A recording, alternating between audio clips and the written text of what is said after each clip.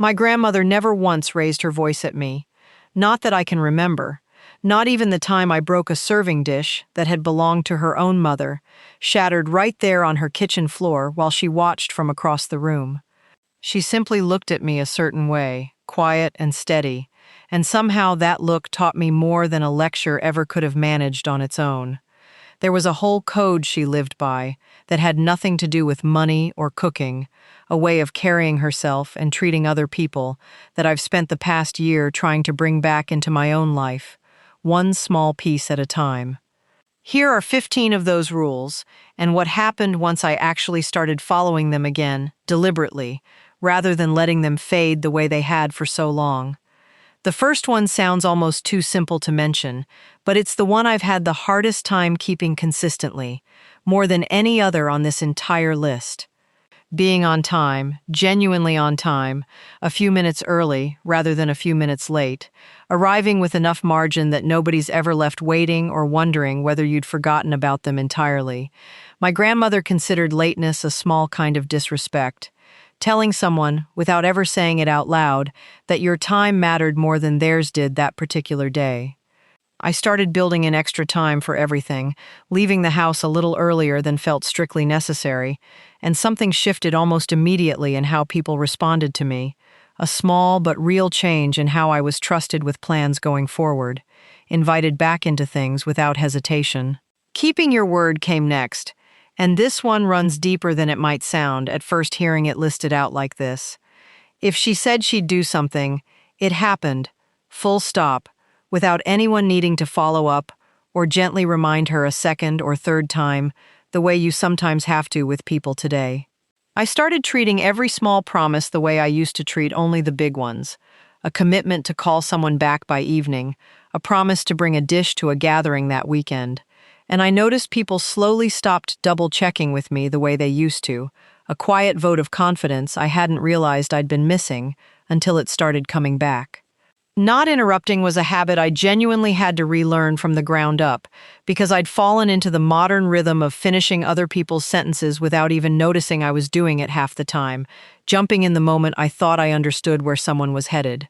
My grandmother would simply wait, fully, until a person was completely finished speaking, no matter how long the pause afterward felt, or how badly I wanted to jump in with my own thought.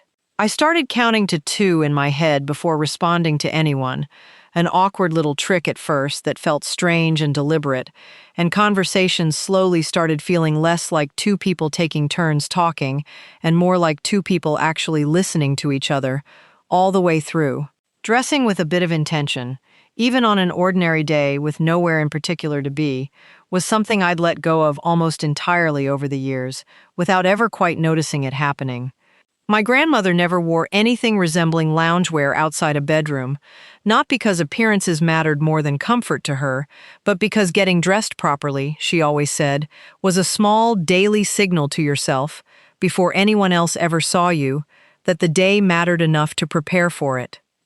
I started making the effort most mornings, nothing elaborate, just real clothes rather than whatever was closest to the bed when I woke up.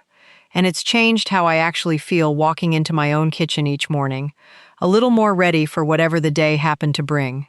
Standing to greet someone who entered a room was a habit that felt almost old-fashioned, even to me at first, something I associated more with formal occasions and stiff parlors than ordinary visits from family or neighbors. But I started doing it anyway, rising from a chair when my daughter or a neighbor walked in, rather than simply calling out a hello from wherever I happened to be sitting, and the small physical gesture seemed to change the entire tone of the greeting that followed. More attention paid, more presence in the room from the very first moment. I remember, quite specifically, the first time I stood up for my own grandson when he walked through my front door. Maybe 14 years old at the time, and clearly a little startled by it, glancing around as if to check whether I was joking. He didn't say anything about it that day. But he mentioned it to his mother weeks later, apparently, telling her it made him feel like a guest worth welcoming, rather than someone who simply lived close enough to drop by unannounced whenever he pleased. That stayed with me more than almost anything else on this entire list. A 14-year-old noticing something that small and actually remembering it well enough to bring it up on his own. It's worth pausing here for a moment, because I've noticed something as I've worked through this whole list, sitting with it more than I expected to when I first sat down to plan this video out at my kitchen table with a pencil and a blank page. None of these habits cost a single dollar. Not one of them. Not even close. Unlike so much of what tends to get talked about when people discuss bringing back old habits. They cost attention, mostly, and a small amount of discipline in moments where the easier path was simply to let something slide unnoticed, the way most of us do a dozen times before lunch, without ever really registering it or feeling the loss of it. My grandmother's whole code, as far as I can tell looking back on it now with a bit more distance and perspective than I had a year ago when I started all this, was built almost entirely out of habits that anyone could afford, regardless of what was or wasn't sitting in their bank account at the time, rich or struggling. It made no difference at all to whether you could hold a door or offer your seat. Making a proper introduction when connecting two people who didn't know each other was something I'd stopped doing carefully at some point along the way, mumbling names quickly and letting everyone sort out the rest themselves, standing there a little awkwardly while the silence stretched. My grandmother always included a small detail about each person when she introduced them, something to give the conversation somewhere to actually start rather than an empty name to nod at, and I started doing the same, and noticed those introductions actually turned into real conversations far more often than the rushed version ever did, people finding common ground within the first minute instead of standing there searching for something to say. Discretion about other people was a rule she held to almost without exception, never speaking about someone behind their back in a way she wouldn't have said directly to their face if they'd been standing right there beside her. It's a harder habit to keep than it sounds, especially when a conversation drifts naturally toward gossip about someone who isn't in the room, the pull to join in almost automatic once it starts.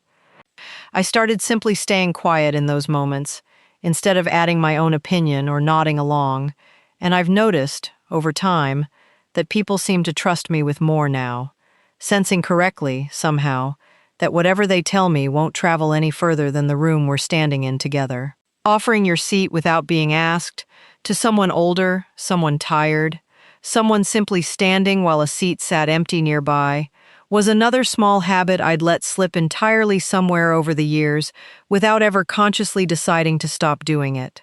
It's such a small gesture, and yet I noticed how rarely I actually saw anyone do it anymore once I started paying attention, myself included, until I made a deliberate point of it, standing up almost reflexively now whenever the moment calls for it. A firm handshake and real eye contact were things my grandmother insisted on, for anyone, of any age, meeting anyone at all, family or complete stranger alike, no exceptions made for shyness or a bad mood that day. I'd gotten sloppy with both somewhere along the way, a limp greeting offered without much thought, eyes drifting to a phone screen mid-conversation without even meaning to look away. Bringing both back deliberately changed something subtle but genuinely real in how people responded to me in ordinary interactions, a small signal of actually being present with them, fully, rather than half in the room and half somewhere else entirely. Keeping complaints private rather than airing them in front of a group was a rule she held firmly to throughout her life. The idea being that a frustration aired publicly does nothing but make everyone else in the room uncomfortable without actually solving a single thing for anyone involved. If something genuinely needed addressing, it got addressed directly, quietly, with the person actually responsible for it, in private, rather than announced to a room for sympathy or general agreement from an audience who couldn't do anything about it anyway. Finishing what you start was another one, simple to say out loud and genuinely harder to practice consistently than I expected, once I actually tried committing to it seriously. A project half abandoned in the garage, a book left on a nightstand at page 40 for months without ever being picked back up, a commitment quietly allowed to fade rather than either completed properly or honestly withdrawn from in the first place.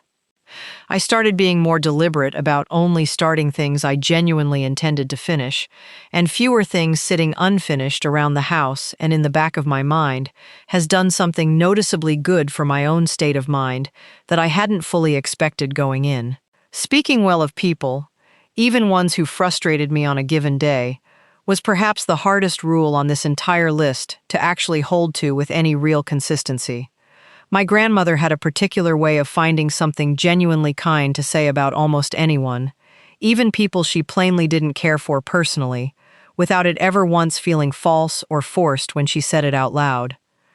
I've found myself, more than once this year, biting back an unkind comment that was already halfway out of my mouth and searching instead for something true and generous to say in its place, and it's changed how those particular relationships feel from my own side of them, regardless of whether the other person ever notices the difference themselves.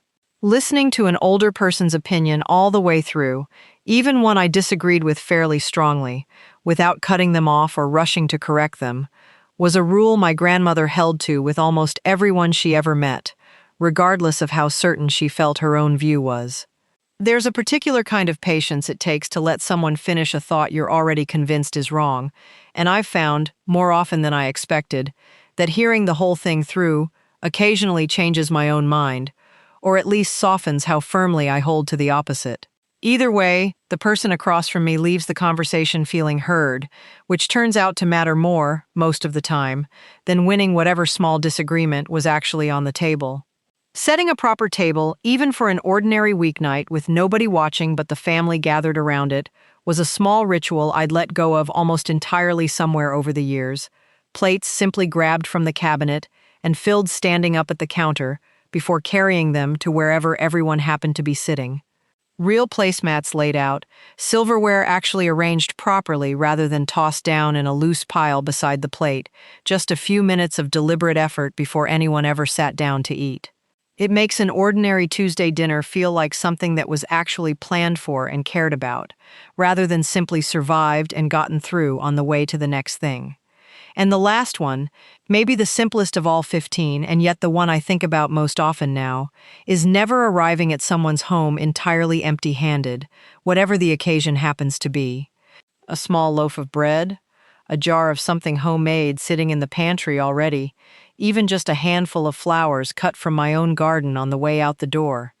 It doesn't need to be much at all, and it was never meant to be. My grandmother always said it wasn't really about the gift itself, however small. It was about walking through someone's door having thought about them, even briefly, before you ever arrived at all. None of these 15 habits cost much of anything in actual dollars and cents, unlike some of the bigger financial changes a household might make. But I think, in an odd way, sitting with all of them together like this, they might matter even more than money ever could in the end. My grandmother built an entire reputation, over an entire lifetime, out of nothing more than these small, repeated choices, made consistently, day after day, long after anyone was watching closely enough to notice or give her any credit for it. People simply knew, without ever quite being able to explain why, that she was someone whose word meant something, whose company felt different from most, and I don't think that reputation came from any single grand gesture. It came from 15 small ones, repeated for decades, until they simply became who she was, rather than something she was still practicing. I'll admit some of these have been genuinely difficult to hold on to consistently, more than I expected when I first sat down and wrote this list out at my kitchen table. The not interrupting one, in particular, still catches me more often than I'd like to admit on camera, old habits pulling at me mid-conversation before I've caught myself. But even an imperfect attempt at all 15 has changed something in how my days actually feel, and in how the people around me seem to experience being around me, which I think might be the entire point my grandmother was quietly making all along, without ever once sitting me down to explain it directly. If even one of these sounds like something worth bringing back into your own life, I'd start there, the same way I did with all the others on this list. Pick one, hold to it deliberately for a full week, and see what it actually changes, both in the people around you and in how you feel carrying yourself through an ordinary day.